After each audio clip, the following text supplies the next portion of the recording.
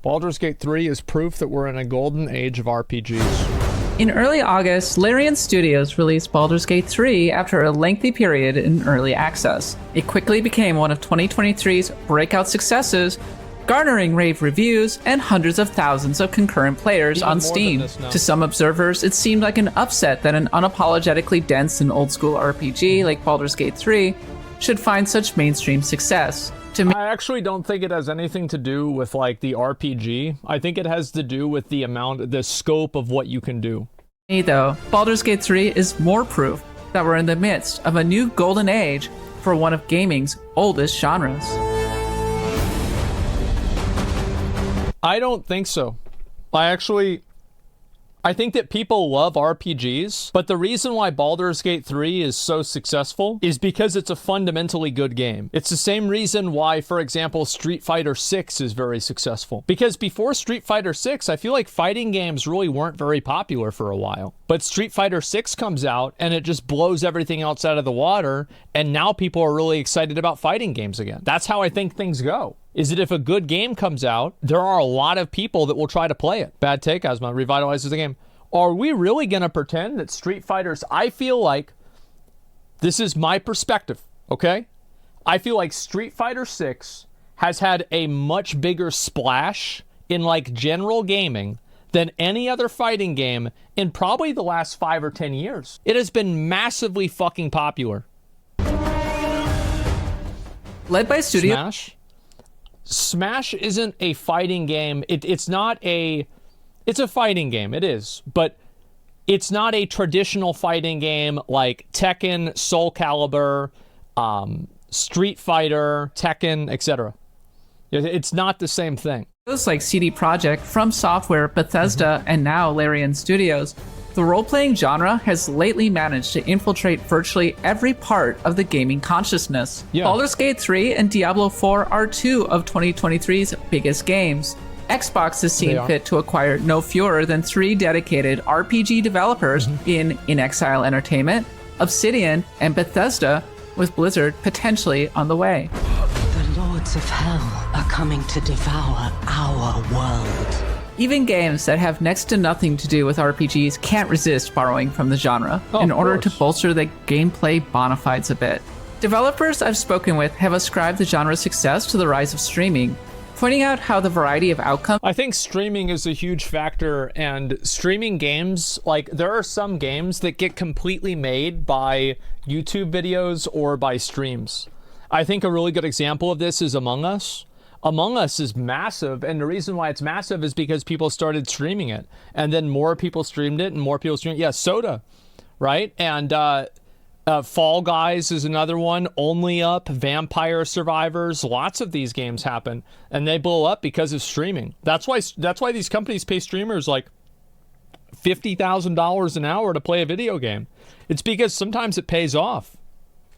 In any given RPG makes for good content. Others point to the way that World of Warcraft mainstreamed color-coded loot, making it easier for players to step into more complicated experiences. One way or another, though, we seem to have entered a unique period for RPGs, one I wouldn't have predicted a decade ago. Back in 2014, I interviewed Obsidian Entertainment director Josh Sawyer about Pillars of Eternity, a then upcoming revival of the isometric RPG subgenre that had been greenlit as part of the first wave of Kickstarter projects. Sawyer recalled the chilly reception afforded PC RPGs in the mid to late 2000s. Isometric RPGs just died for a very long time, Sawyer said at the time. The consensus in that period among Western publishers was that old-school RPGs were too dense and esoteric for the average gamer. Mainstream developers... It's also, I think, because the scope of them was not interesting. Like, I think the reason why Baldur's Gate 3 is compelling for people is because you can fuck the characters, kick squirrels, and fuck bears. You can do whatever you want in the game. That's why it's interesting. Like BioWare stripped out RPG elements from Mass Effect 3, while older developers simply faded away. Some developers claimed that RPG elements as we know them today were relics of a bygone era, and that genres were growing up. It wasn't until the advent of Kickstarter that classics like Pillars of Eternity, Wasteland 2, and Shadowrun began to find their footing thanks to the backing of dedicated fans who never really went away. Out of this period arose another developer, little known at the time, but making major waves today, Larian Studios. I had no idea that Divinity was actually a Kickstarter. That's crazy.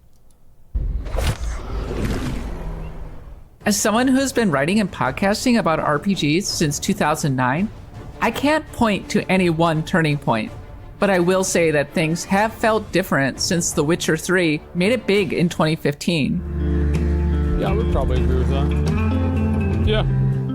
Prior to The Witcher 3's release, CD Projekt Red was perceived, in the US at least, as a cult developer that focused on niche RPG experiences. Yeah. It blew up in part. It was a big turning point. Yeah, I think this one was fucking huge, man. Like, of course. I mean, everybody knows The Witcher. Because it was released on consoles as well as PC, going on to sell a staggering 60 million copies. The Witcher 3's strengths are well documented. It was huge, bigger than almost any open world game at that time, and it was beautiful. It was a choice-driven experience with a multitude of memorable and multi-layered side quests. Most important of all, it tapped into the hunger for a deeper open world experience that was on offer at the time. That girl was such a thought. I read about like what happened in the game. What a thought. Wow.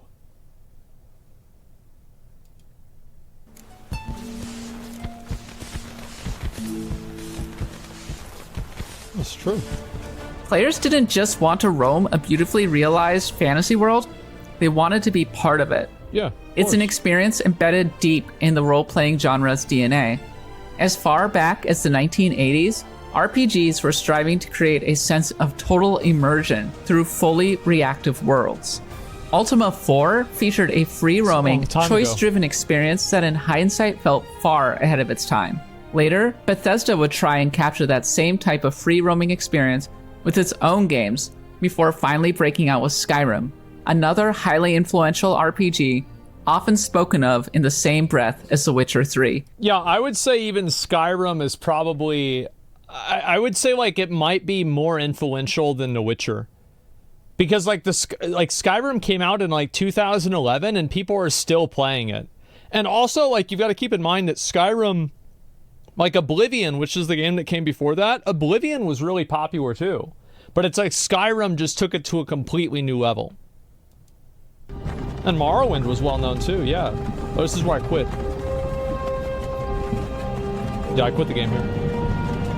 I said this shit's taking too long, I'm tired. And one that has now been officially released on basically every platform ever. Along with Dark Souls and a handful of others, I don't think it's an exaggeration to say that Skyrim and The Witcher 3 are two of the most influential games of the past decade. Since then, we've seen a remarkable explosion of RPGs of all types. Avant-garde experiences like Disco Elysium have driven the genre forward, while Fire Emblem Three Houses has proven that turn-based tactics RPGs still have a big audience on platforms like the Nintendo Switch. One thing that makes turn-based games good is that you don't have to have any level of dexterity whenever you're playing them. So, like, if you're a 31-year-old boomer and your hands don't work anymore, well, it's okay, because you can play a turn-based game and you're still a winner.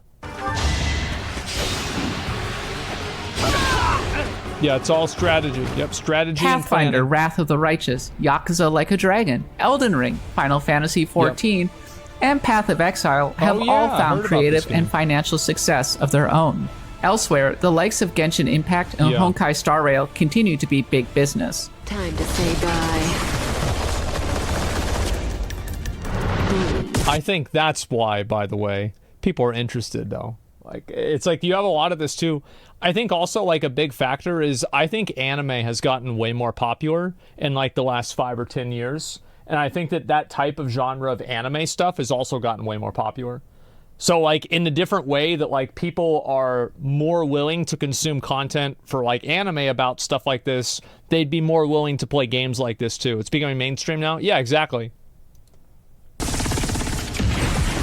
RPGs fit well into what I might call gaming's social media era.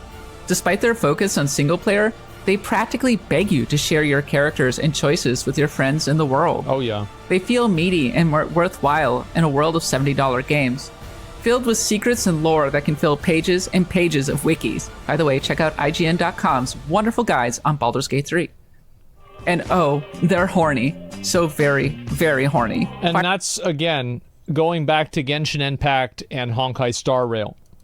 Fire Emblem Three Houses alone yields some 44,000 matches on Archive of Our Own, a popular fanfiction site. In a medium where success is so often dictated by how thirsty players are for any given romantic pairing, True. RPGs are king. Baldur's Gate 3 is in some ways the embodiment of all these trends, and in other ways, it's a unicorn. It has the type of densely written, choice-driven quests that made The Witcher 3 so popular, and it's horny to boot. It prizes open-world exploration, and it's the most beautifully presented big-budget isometric RPG since Dragon Age Origins. Crucially, though, it's not an open-world action-adventure game like so many of the other games I've mentioned to this point. Baldur's Gate 3 is a classical RPG in the truest sense of the word.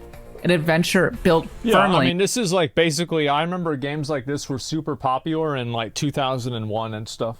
2002. There were so many of these games. On the genre bedrock of Dungeons and Dragons.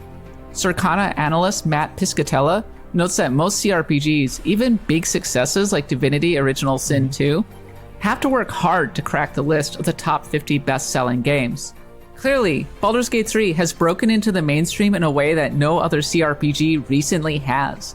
Even when titles like Baldur's Gate 2, Fallout, and Neverwinter Nights were a bigger part of the gaming landscape, I'm not sure we saw a breakout quite like this, at least so far. I think there's also like clearly a cultural element of it too, where people are saying like, well, you know, we're tired of battle passes and microtransactions, so a game comes out and it doesn't have that. I think that has like an intrinsic value for itself.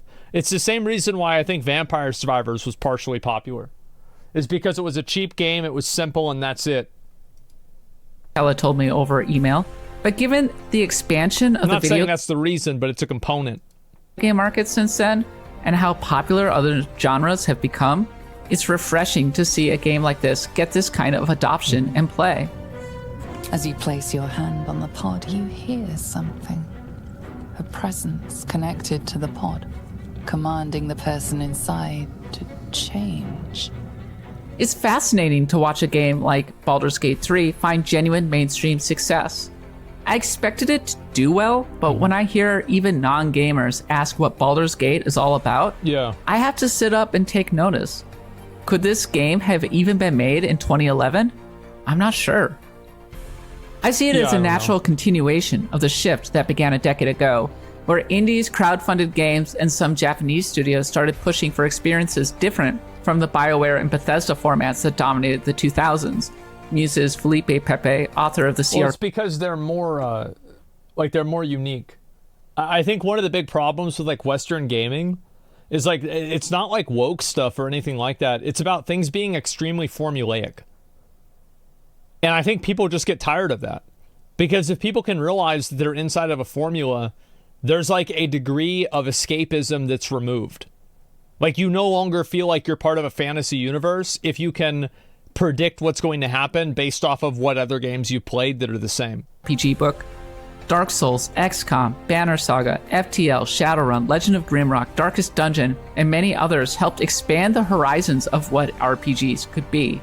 Obsidian's Josh Sawyer mentioned how Divinity Original Sin convinced them to put turn-based combat into Pillars of Eternity 2. It's a conversation. I don't think you could have successfully released Disco Elysium, Citizen Sleeper, or Baldur's Gate 3 back in 2011.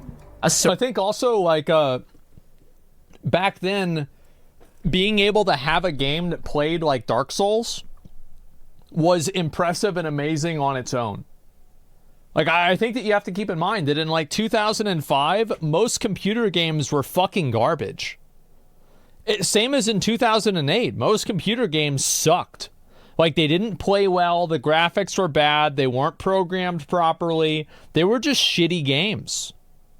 So, yeah, I think that, like, of course, back then, like, there was a value that was attached to just simply having a working game that plays like Dark Souls. But now people are more used to that. WoW was good? Yeah, WoW was good, and that's why it dominated the market. That's a good example. That's what I'm saying. Is that WoW was so good that I think that like one of the big reasons why WoW dominated the market for games is because of how well it played. It was massive. Certain zeitgeist is necessary. However we got here, Baldur's Gate 3 seems like the surest sign yet that RPGs are having a moment. Rarely has the genre felt this vibrant, this ambitious, this diverse. Baldur's Gate 3 is as old school as a CRPG can get, but it's also much more than a nostalgia play. And with so many great studios at the peak of their powers, it seems as if the best is yet to come. When the screaming stops and your mind is gone, the rest, perhaps, is silence. Oh, what the fuck? For more on Baldur's Gate 3, check out our review currently in progress. Yeah. And for everything you need to know about the rest of the video game world, stick too. with IGN. Squaresoft dominated JRPGs too? Well, yeah, of course it did. I mean, like, that's what I'm saying is that I think people want games that feel immersive and give escapism. And the more that games don't give escapism or anything like that, and the more that they're built around like battle passes and other things like that, not all games need to give escapism, but the games that do give escapism have like that extra value. And I think that's what people want out of an RPG. People don't want a, they don't want a battle pass in a game like Baldur's Gate. People don't really care about a battle pass in like Call of Duty as much because it's a completely different design. But in a game where you're supposed to be part of like a completely different world and be separated from like the real world, I think that it matters a lot more whenever you have those real life connections. Things like a bunch of menus, a bunch of like weird, like, oh, go do this, like, you know, modern gaming innovations, stuff like that. The immersion's really fucking good. Yeah, immersion matters a lot. People are looking for new experiences worth wasting their life over. Yeah, exactly. IGN's done good videos lately. Yeah, I think this was a good video. Absolutely.